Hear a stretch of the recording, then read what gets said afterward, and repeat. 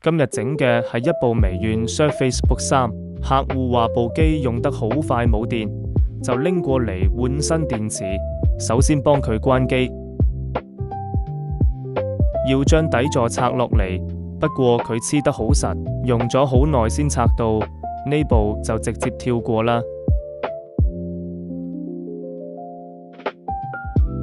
用小鏟仔拆開，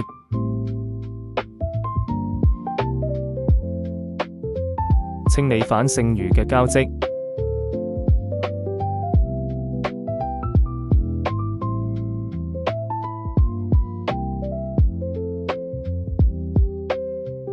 對準位置貼上新電池，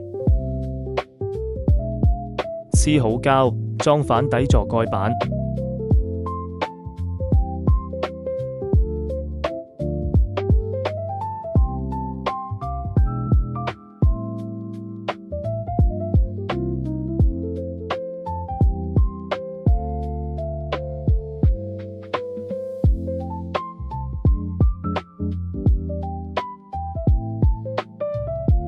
開機測試，